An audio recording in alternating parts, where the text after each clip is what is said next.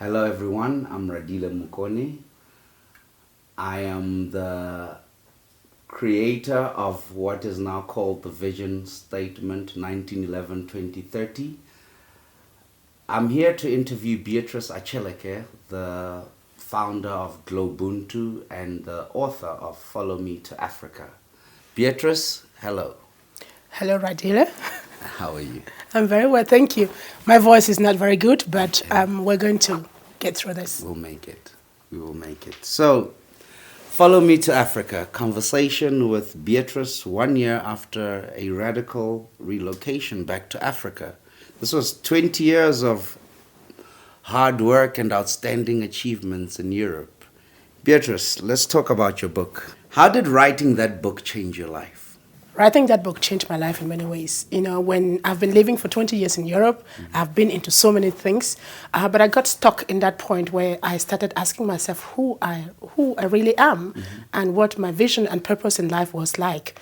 So things really went wrong. So when you read that book, you come to the first chapter, it says shit happens. And it really happened massively. And I made up the decision to write a book. Okay. In that book, I was looking for myself. I was asking questions. I was talking to myself. And I came about this idea of finding someone who is bigger than me, that was in a bigger than I was. And so, thank you. And so I found Madiba and got into this conversation with him, and the transformation was unstoppable. So after writing that book, I took the courage to relocate to South Africa. And since then, I think you can see I'm a different person. People who know me will see I'm a different person. I speak differently. I think differently. I act differently. I interact with people who are different. So the transformation has been very massive. Absolutely. Unspoken conversation with Nelson Mandela. How did you come about that? You know, someone said, when you get stuck, when you're in a very difficult situation, that's when you become creative. That's where you're most creative. And so when I got stuck in what happened, I just thought, like, you need someone that you can look up to. And it has to be someone who is from an environment, a culture that you understand. It has to be someone whose shoes are so big that you can grow inside. It has to be someone that no one ever thinks that you have a connection to. And so the person that fulfilled that profile was none other than Madiba.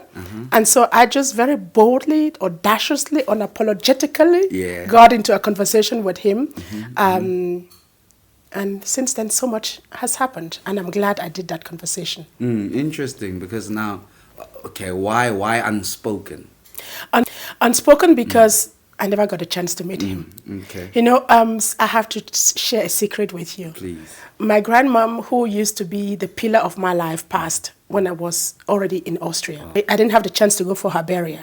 And so I found this thing, I don't know how to name it, but I found this ritual of always talking to her when I needed her. And I consoled myself with the fact that now that she's passed, she has plenty of time for me. Okay, she needs no visa to visit me in Austria. Exactly. She can be right there. She can be right there. And Madiba was someone who was always very busy. In her lifetime, I don't think a small fish like me would have had a chance to meet him. But when he's passed, you can, create that conversation with him. Absolutely. He has all the time for you. You can, ask all the questions. You can just enjoy the time with him. That's one of the good things that comes when someone is gone to the other side of this continent. The other side of the world, eh? So how long did it take for you to write that book? 6 weeks. 6 weeks? It's 344 pages. And you see, it took 6 weeks because the story was in there. It was cooking. I just had to take it out. So it took me literally 6 weeks to write those pages. And inside there is quite a lot. If you haven't read that book, make sure you get a copy. Make sure. I'm reading it. Interesting book, definitely. So let's talk about maybe the selling. What's the general reception like for the book? Right, that's a very interesting question. People keep asking, and people ask for this book. The truth is, I've not been really selling the way I should have. Okay, why? Because I wrote this book for me. Okay. I didn't have an answer. I was just hesitant to sell. I sold to the few people who were closer to me, but I was hesitant to take it to the big market. Okay. And I asked myself recently why, and it dawned on me that I wrote that book for me. I needed it to heal. And I've been healing through my transformational journey over the past months. And when I realized that the healing is, is one that is visible. It's something that I can talk about. Now we're taking it out. And I guess that's why I say you better get your copy. Yes. You see, the transformation works for me. So the conversation in that book is a conversation that may work for you. And now I'm ready to take that book to the market. Excellent, excellent. And why do you call this book your masterpiece? Why masterpiece? I've written a couple of books before Follow Me to Africa, and they were all in German. When you move from your culture into a different culture where you have to struggle to be assertive, to be recognized, to be part, to belong, to be to make people understand that you're competent, you turn to forget who you really are. So I wrote my first books in German. And when I started writing Follow Me to Africa, something happened. It was automatically in English. Oh. I don't know why it happened, but it just clicked in the head. And English is not your first language? English is my first language of instruction. Okay. But I haven't been using this language for 20 years. And so when you start reading that book, I struggled. I struggled to write that book in English. But I eventually got into the flow because I knew this book was going to be my masterpiece. And I wanted my masterpiece to be in English. And the reason why it is my masterpiece is not just the language. It's not just a conversation, but it's the fact that inside that book, you see the real Beatrice that not many people know. So people know me to be focused, people know me to be strong, people know me to be always in control. But in that book, you see the other side of Beatrice, a woman who is insecure, a woman who... you see all my imperfections in there. You see a single mom who struggles. You see someone who is constantly everywhere, but she can't pick up her bills up to the point where she's about to be kicked out of her house with her kids. So it's that book that really takes me into a journey with myself, a very, very transparent journey. And so it's a masterpiece because it gives you a complete picture of who I really am. In the book, what is your favorite chapter? That book has quite a number of chapters. Each one of them is my favorite. I love each one of them. Starting from the prologue, shit happens. It really shows you where I was, in which mindset I was, and how I learned how to embrace what happened to me to create who I became. It dawned on me that it's not very much about what happens to you. It's about how you deal with what happens to you, and mostly about who you become after that which happens to you, which you could not stop. So every chapter is my favorite, but the chapter that really got me into my transformation is the chapter on the uncomfortable conversations. When I learn how to overcome fear, when I learn how to give it a name, when I learn how to overcome the things that people will consider to be obstacles, or those that I have been putting on my ways. That's when I kicked my excuses goodbye. I had to walk my own walk, no matter how tall my grandmother was. Someone said that I have to do my own tolling. I don't know if that is English. She didn't get tall for you. So you can have all the tools. If you want to transform, you have to walk your own transformation.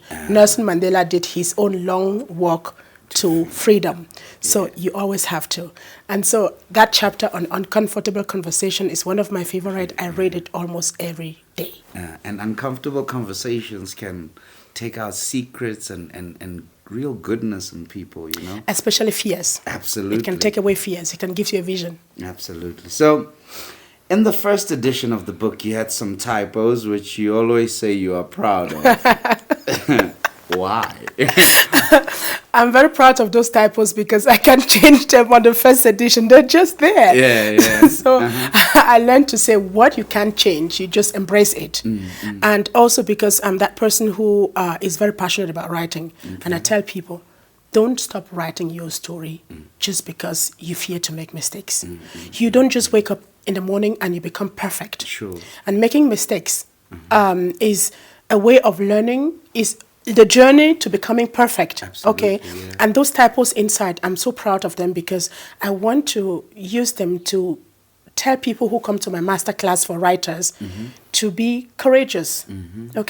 And you see, I live through, by this philosophy of Ubuntu, which says I am because you are. So if I want to be perfect in everything that is in my book, I take away a job from someone else. Yeah. Okay, editors need money to feed their families. So you have to write and make all the typos and use the I am because you are to get someone else, clean it up. So I'm very proud of those typos because they show you that I embrace my imperfections and that not even the fear of making typos stopped me from writing that story when it was ready to get out. Your sister friend, Erica Dunlop, Yes. former Miss America, in her preface of the book, calls it, and indeed you seem to go to court with yourself in that book. Why? I go to court with myself because, sometimes we have all these excuses and we point fingers at people for the things that we think we should have, which we don't, who we should have become and are not. We hold people responsible and accountable. When we hold ourselves accountable, when we start to hold ourselves accountable for who we become, for what we want to have, then we claim it. Then we claim it. So going to court with myself was my way of kicking all those excuses goodbye. It was a way of telling myself, you will have to do your own long walk to transformation. It was a way of telling myself, if you have to do that, you have to be extremely transparent. You have to give it a name, you have to give it a color, you have to give it a space. If you know what the color looks like, you know where the space is, and you know the name, you can kick it out. Okay? So that is what was in going to court with myself. It was to take away the excuses and really walk that walk that will take me to my next masterpiece. You titled the prologue Shit Happens, which was equally the title of your 2014 TED Talk. What happened, and have you completely cleaned it up? I'm still cleaning, Radile. So much happened. Yeah. When you read through that prologue, you realize it started by business running down. So, excuse me, when you're an entrepreneur like I am, a single mom, you have quite a lot of responsibilities, and you depend on your customers to pay you timely so you can pay your customers. And again, that's the principle of I am because you are. You can be the best entrepreneur, but if you don't have customers who are paying you and paying you timely, you can't pick your bills. So it happened to me, and it was like one thing happened after the next. When there's no money, what do? You cut down cost. So the first point was give away your office and your staff. And then it means when you give away office and staff, you have the bulk of work to yourself. And before I could process that, I noticed that I haven't picked up my rental for 2 months. And my landlord didn't find that funny at all. So he launched a court case. And I got this threat to be thrown out of my house. It was towards Christmas, it's winter in Europe, man. Oh, man. So that happened, and before I could process that, my kid brother died. He was just 33. And, we Africans, if you can't go home to bury your people when they die, it's such a thing. If you can't mourn with them, it's such a terrible thing. So that happened. I had no money to go home. I had no money to go to the U.S. to join my family, to bring my brother back home. And just before that one could be done, something more was in it. Was like the universe said, okay, you need it, you get it. They all swore against me. So the next thing was my son was diagnosed diabetic, and I was in the midst of that. And that was not all. So much more happened. You have to read Follow Me to Africa to find out what happened more. So I just had to clean that up and move on. And when I got given that chance to speak at TED, I was going to be speaking about something else. But when I walked on that stage, something told me, you have to speak. You just have to talk about shit happens, because that's what it is, because it's happening to many people. And not everyone has the chance to speak at TED. And TED is a perfect forum to position some things, some topics, and the responses that I got from people, until today, people are still writing from different places and saying, Beatrice, I listened to your TED talk and it made my day. Beatrice, I could pull up myself and I'm cleaning up my shit. And so I just had to put it up there. And believe me or not, today I'm so thankful that happened. Because if it hadn't happened, I would still be sitting in Europe. You and I will not be having this conversation. And there's so many things that have happened will not be there. There will be nothing like Follow Me to Africa. True. So you see, sometimes when your gift, your biggest gift comes wrapped in sandpaper or wrapped in shit, you turn away and say, it smells. But if you fail to unpack it, you miss the opportunity. And I think in that thing that happened to me, it got me to be transparent with myself, to go to court with myself in order to discover my greatness. And if it happens today, I say, come, I'm waiting for you. I'm ready. I'll pack you up. I'll pack you up. All right. For whom did you write the book? I wrote that book for me. For yourself. I wrote it for me, and it's still for me. But since I know that there are many people that get into the same situation that I got into, and I know how helpful this book has been to me, I encourage anyone who is out there who is having a challenge. It may just take for you to change the way you look at your challenge, for your challenge to change. It may become the opportunity. Okay, so that book is for you if you think that you are facing a challenge that is too big for you. That book is for you if you think you're living a life that is less than the word that you know you're worth. And I'm borrowing this word from Madiba again. There is no passion in settling for a life which is less than the one that you know you're capable of living. Okay, that book is for you if you're a single mom and you're struggling with your bills and you're looking for a way out. That book is for you if you're an immigrant and you constantly have to justify yourself, your being, in an environment that doesn't really accept you for who you are. That book is for you if you're a black woman and you just want to embrace your blackness so you don't have to fight anymore. You just want to be. That book is for you if you're an entrepreneur and you just think like, I need to change my challenges or I need a new unique selling proposition for my business. How do I go about it? It is for you if you're interested in knowing how Globunto will work, how it is working. It worked for me. And that book is my testimony about how Globunto works. So you see, the book is for a range of people. It's written for a range of people, people who are looking for a new perspective. But above all, it is written for me. It is my masterpiece. Yes. Great book, great book. There you have it, ladies and gentlemen. That's Beatrice Achaleke, the author of Follow Me to Africa. Thank you very much. Thank you. That's